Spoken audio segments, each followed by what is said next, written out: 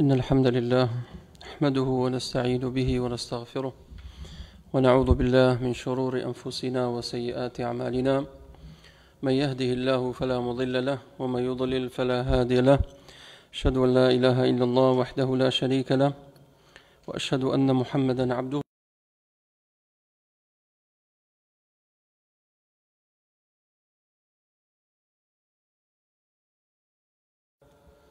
دەفەرمێ بە دڵنیاییەوە ئێمە بۆ متەقیەکان بەهەشتمان ئامادە کردووە.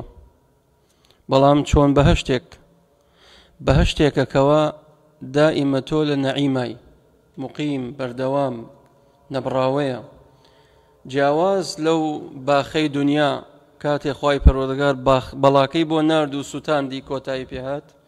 بەڵام بەهەشتی خوای پەروەردگار لە ڕۆژی قیامەت بۆ ئەو کەسانن کەوا تەقوای خوایان هەیە و دائیمە لە ناز و نیعمەتان بە بەردەوامی و قەت تێک ناچێ و دائیمەن ئەمێنێتەوە.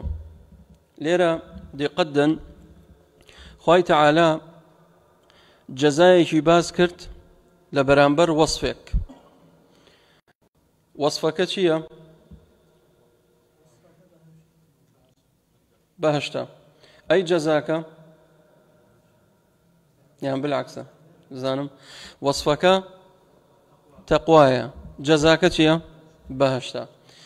یعنی کاتێک بەهەشت بۆ تۆیە کە تۆ متەقی بیت وەکەئەنەما بەهەشت بەس بۆ متەقیەکانە، غەیری متەقی ناچێتە بەهەشتەوە.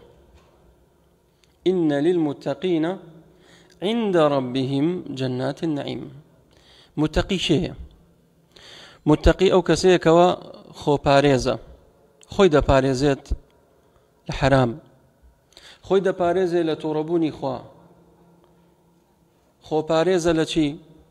کوفر ناکات، شرک ناکات، بیدع ناکات، لە تاوان دوورە، لە فسق و فجور دوورە.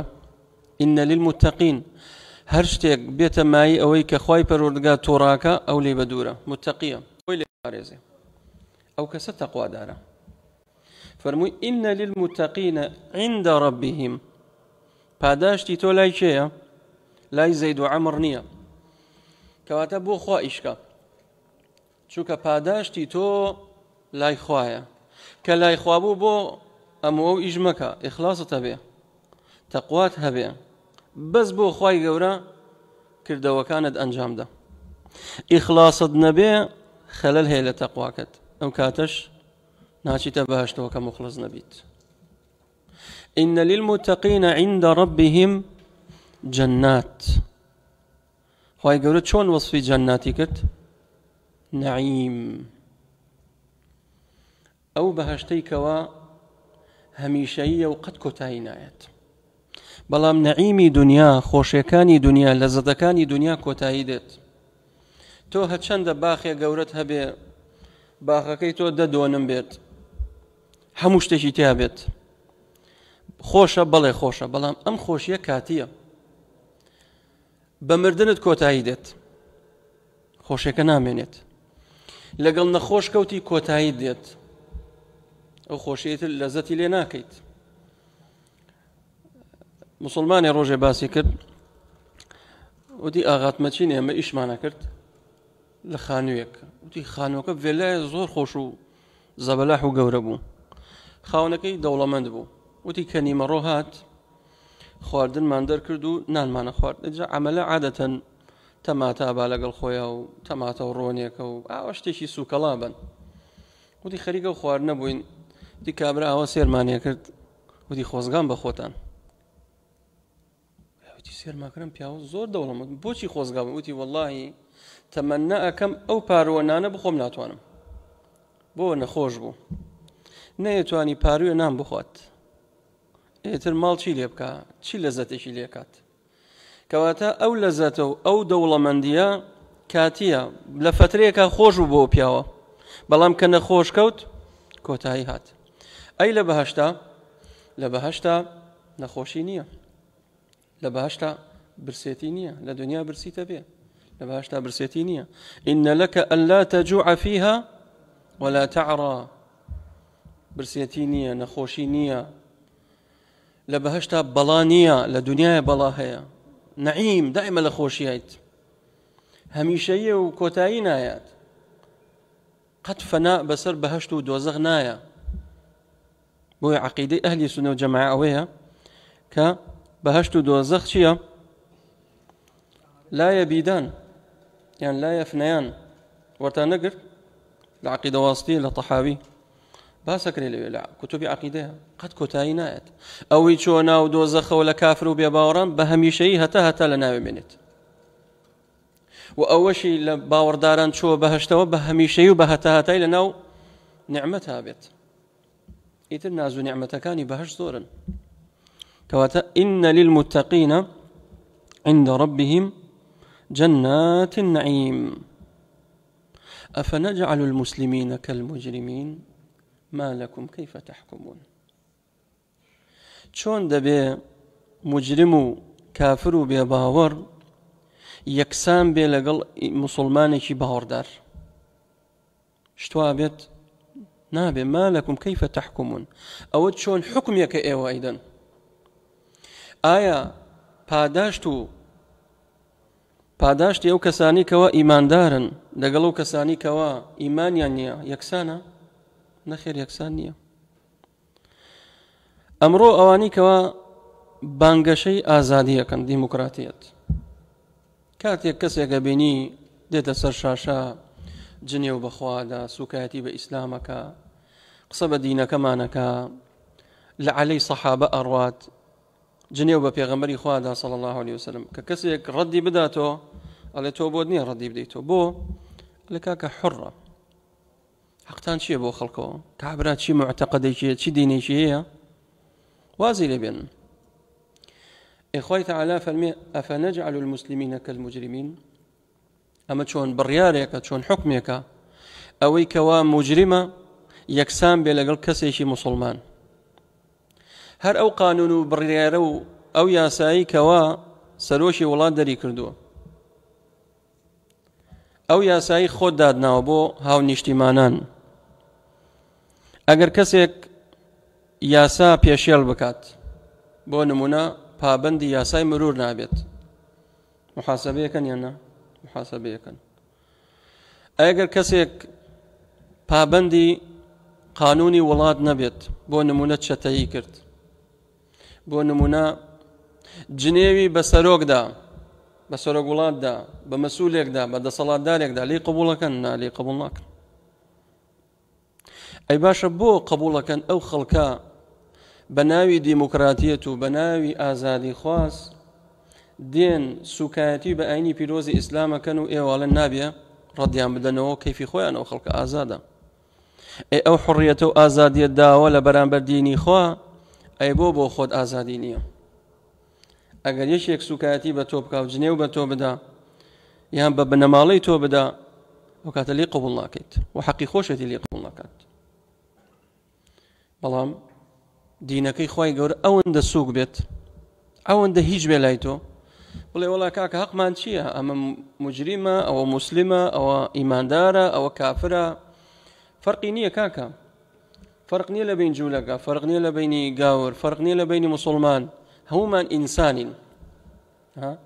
بانگەشە بۆ ئینسانیەت. خوای تەعالا فەرمێ ما لەکم کەیفە تەحکومون، ئەوە چی بڕیارێکە، چی حکمێکە، چۆن یەکسانە؟ هەر لە وڵاتەکەی خۆت ئەو قانون و یاسایە قبوڵ ناکەی، چۆن بۆ دینی ڕەب العالەمین قبوڵەکەی؟ کەواتە فەرقی هەیە. ئەوان پاداشتیان بۆ بەهەشتە ئیمانداران، و بێباوەڕانش پاداشتیان چییە؟ دۆزەخە. ما لەکم کەیفە تەحکومون. چونکە خەڵکانێکن ئیدعای ئەوەکەن بەڕاستی بەداخەوە، و بگرە هەندێک جار بە ناو مامۆستا و مەلاش دێنە سەر شاشە، ئەمەندە تەنازولی کرە لە دینەکەی، وای لێ هاتووە هیچ فەرقی نییە.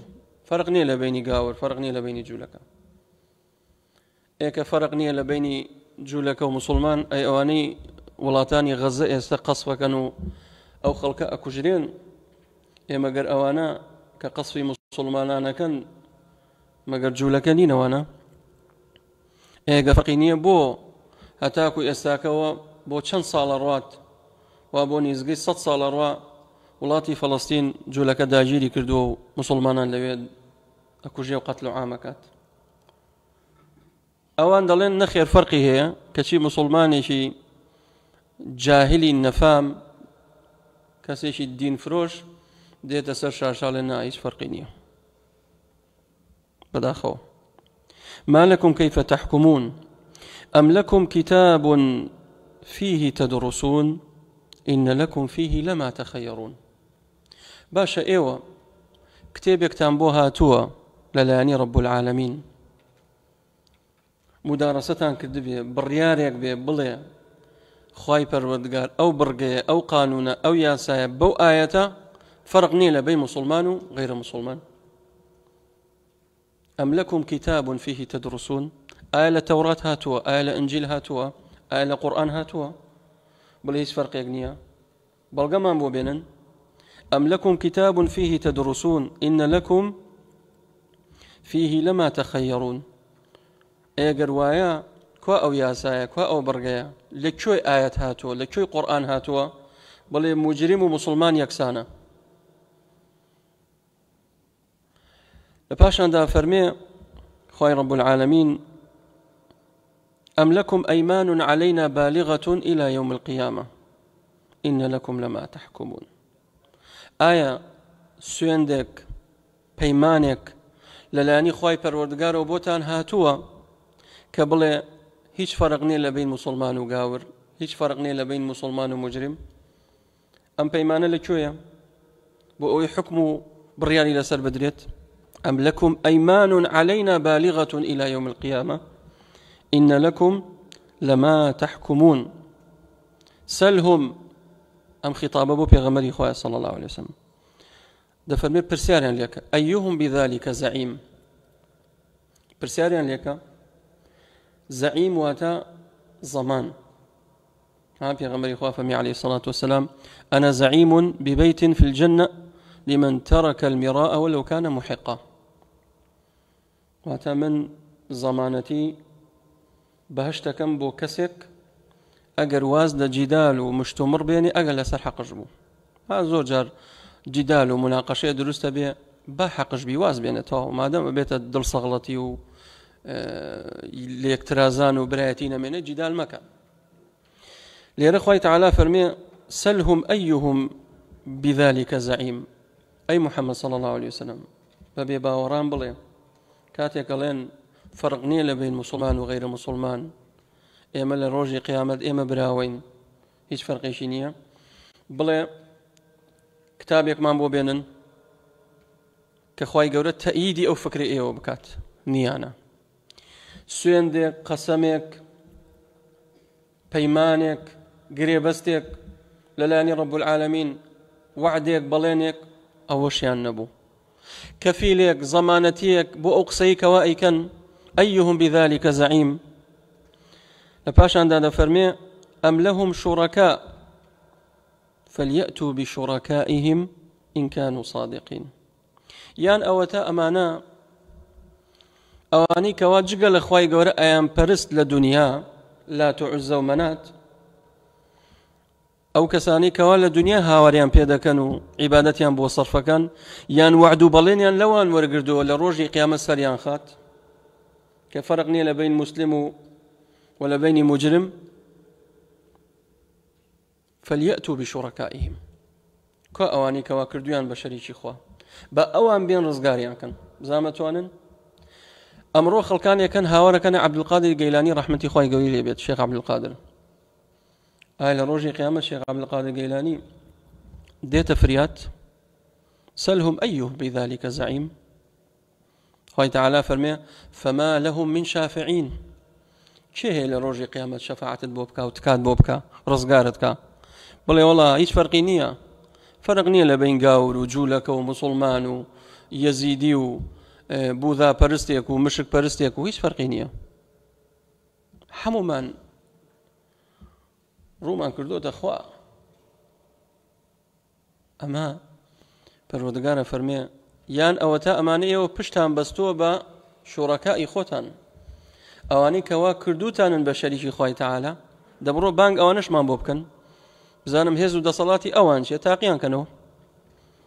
ئایا عیسا پێغەمبەر سەلامی خوای لەسەر بێ لە ڕۆژی قیامەت ئەوانەی کەوا هاوەریان پێکرد ئەتوانێت هیچیان بۆ بکات؟ نەخێر. ئەوانەی کە ئێستا هاوەرەکەنە پێغەمبەری خوا عەلەیهی سەڵات وەسەلام عیبادەتی بۆ سەرفەکەن هیچیان بۆ کرێ لە ڕۆژی قیامەت؟ ناکرێ. فليأتوا بشركائهم إن كانوا صادقين. بلام خوي تعالى فرمي يوم يكشف عن ساق ويدعون إلى السجود وهم سالمون فلا يستطيعون.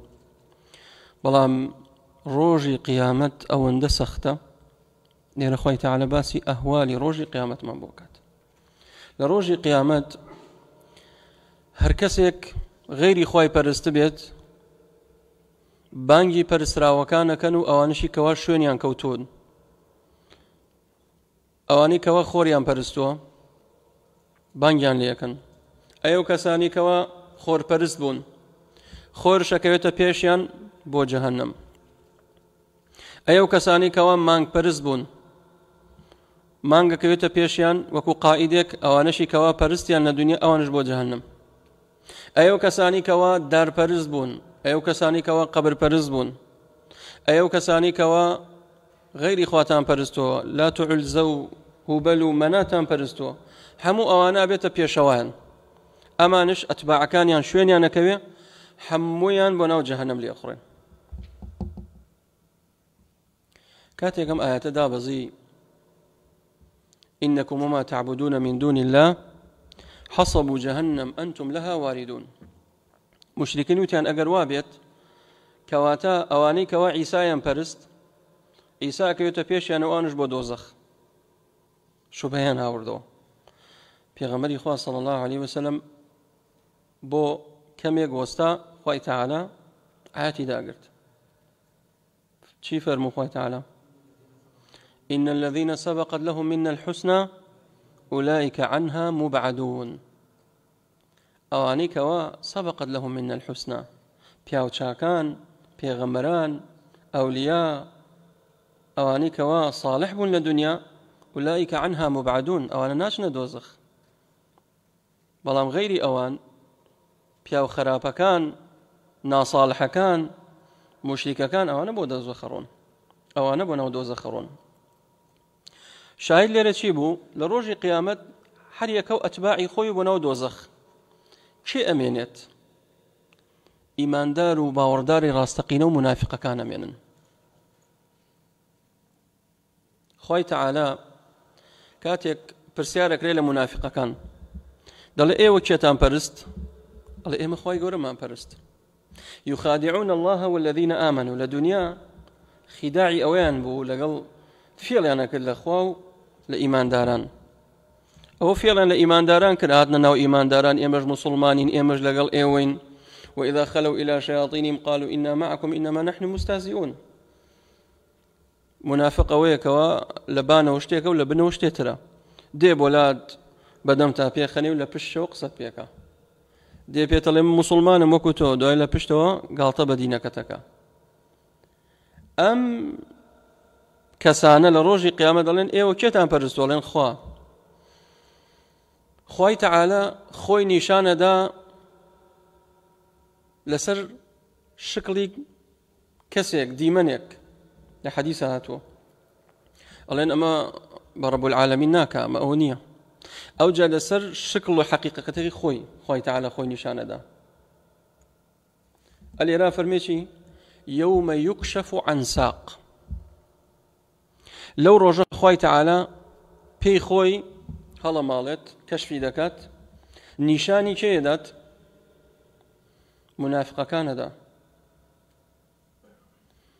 باوەڕداران و منافقەکان باوەڕداران یەکسەر سوژدا بن بەڵام منافقەکان ئەیانەوێت سوژدە بەرن فلا يستطيعون پشتیان وەکو ئەم تەختەی لێ دێت ڕەقە بێت ئەیانەوێ بیکەن بەڵام ناتوانن. بۆ يخادعون الله لە دنیا فێڵباز بوون دینەکەیان کردبووە چی؟ گاڵتەجاری ئیشیان پێ بوو دیندارێتی ئیسلامەتی بۆ دنیا بۆ مەرامێک بۆ مەبەستێک ئەمە لە ڕۆژی قیامەت ئەیانەوێ فێڵ لە خوا بکەن سوژدە بەرن ناتوانین فێڵ لە خوا بکەین يوم يكشف عن ساق دەبێ عەقیدەمان وابێت خوای تەعالا فەرمێ ساق ساقە خوای تەعالا پێی خۆی کەشفەکات ولا بخاري شاتوا يكشف ربنا عن ساقه فيسجد له كل مؤمن ومؤمنة همو باوردارك سجدي بوبات همو باوردارشي بياو آفرت سجدي بوبا ويبقى من كان يسجد في الدنيا رياء وسمعة واتا منافق كان فيذهب ليسجد فيعود ظهره طبقا واحدا أيوة سجدبات بلام بشتينات وانا بتشمينيتو ويدعون إلى السجود فلا يستطيعون خاشعة أبصارهم ترهقهم ذلة بوي ليرة التأويل بكري وكو أهل بدعي كان قبلين أمسا قبا معناي چي ديت أهوال شدتي روجي قيامة ديت أو تأويل باطلة أو أشاعرايك ما تريديكات أو كومال أهل بدع وتفسيرات بلام العقيدة أهل سنة جماعة ساق ساقة يد يدا عين عينا سمع سمعة بوي عقيدة ما نوايا كخواي يورا أبي استيد أبي نيت دستي هي قاتشي هي بلام چۆنە و چۆن نییەوە ئەگەڕێنەوە بەڵای خوای تەعالا نازانین ئێمە ئەمە دنیایە بەڵام عەقیدەمان پێیەتی خوای تەعالا لە قورئان باسی کردو باسی ساقی کردە بەڵام تەمسیلی ناکەین تەشبیهی ناکەین ناڵێن دەستی خوا بە دەستی مەخلوقی نەکات ئەگەر وا بڵین ئەوە کوفرە ناڵێن پێی خوای گەورە و پێی مەخلوقین وایە هەر لە بین مەخلوقات دەست و پێیەکان یەک نییە ئێستا دەستی فیلێک لەگەڵ دەستی مێرولێک یەکە نەخێر یەک نییە دەستی مناڵێک لەگەڵ دەستی گەورەیەک یەکە یەک نییە کەواتە ليس كمثله شيء وهو السميع البصير هیچ شتێک لە خوای گەورە ناچێت بەڵام لە عینی کاتدا خوای گەورە سەمیعە بەصیرە خوای تەعالا یەدی هەیە ساقی هەیە ئیمانمان پێێتی و عەقیدەمانە چۆن لە قورئان هاتە ئاوا ئەمیڕوها کەما جاءت چۆن هاتۆ لە قورئان و سنت ئاوا بۆیە خەوض و زۆر شیکردنەوە لەم بابەتە و تەئویلات و تەحریفات ئەوە علامەتی چییە؟ ئەهلی بدعە طریقی ئەهلی بدعە طریقی ئەهلی سونەوە نییە بۆی تەحریفی کەین تەئویلی کەین بۆی لەوە بچین دەستکاری کەین نەخێر پاشاندا فەرمێ خاشعة أبصارهم ترهقهم ذلة منافق كان بباوران منافق كان لو رجاء خاشعة أبصارهم زور أترسل لو رجاء ذليل حقير تواو خاشعة أبصارهم ترهقهم ذلة ترس للدليان دايبوشيوة ذليل بو وقد كانوا يدعون إلى السجود وهم سالمون كانوا لشو لرابردو لدنيا بانگا كران بوي سجدة برن نيوش بكن نقل مسلمانان وهم سالمون لكاتيقا سلامت بون ناهات النيوجيان بكردايا بويا نيوش كردن للاي منافق زور قرصة بتايبت نيوجي عشاو نيوجي بياني هو بنا مامدات ئاگاداری ئەو دوو نوێژە بن نوێژی بەیانی وەڵڵاهی نیشانەی ئیماندار لە نوێژی بەیانی دەرەکەوێت و عەبدوڵڵای کوڕی عومەری فەرموو ڕەزای خوای گەورەی لێ بێ دەیفەرموو هەر کەسێک لە سەردەمی ئێمە لە سەردەمی شێ سەحابە سەردەمی پێغەمبەری خوا صلی الله علیه وسلم ئامادەی نوێژی بەیانی نەبووە لە جەماعەت گومانی خراپمان پێ برد ئەمە هەوڵ ڕەنگە منافق بێت چونکە بەس منافقەکان نەهات یعنی مزگەوتێک وەکەم مزگەوتە گەورە بەیانیان چەند سەرە نوێژەکات با دوو سێ سەرە بێت ئەو خەڵکە کوا بۆ لە جومعە هەمووی پڕاتە ئەوێ ماشەڵڵا ئەو خەڵکی تر بۆ نایەن صفەتی نیفاقە ئەگەر عوزرت نەبێ ئەگەر عوزرت هەبێ معقولە معذوری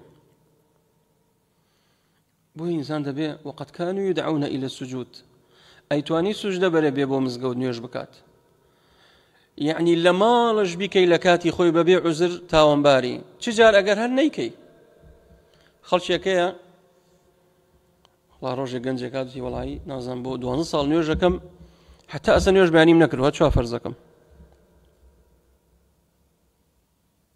ئەی نوێژ بەیانی وەڵایی مامۆستا خەوم دێ ساعات حوت شتێکم ساعات 9 بەیانیەکەم يوتم براو النفاق منافق شويني شوية إن المنافقين في الدرك الأسفل خواري دوزة خوي خوا بناممت وريابة أو نيوجي إيمان دار نية بويا حافظوا على الصلوات خوي تعالى فرمي همون نيوجا كان باريس غاري ليبكن بلان بتايبت والصلاة الوسطى هندي لزانان فرمون نيوجي عسرة هندي قال نيوجي بانية نيوجي ناوراست والحديث شاهدتها أثقل الصلاة على المنافقين صلاة العشاء وصلاة الفجر كما وقد كانوا يدعون إلى السجود خائما بابن بمن يرجكان من أبي شون مسلمان يبين كالناس نامي مسلمان صلاة عمود دينا يرجكان إهمال كم ولا جماعتنا كم لقل مخلفين ولقل آفرتان لمالو بكم لكاتك أخوي تعالى فرمي واركعوا مع الراكعين لقل بياوانا لمزقوت سجدة برن كرنوش برن نقبتشن لمالو بيكن إلا ما كسيك عذر يبوق شي نابي إن شاء الله بلان ببيع عذر لمال بكي صفتي نفاق أخوة بنا ممدا وصلى الله وسلم على نبينا محمد وبارك الله فيكم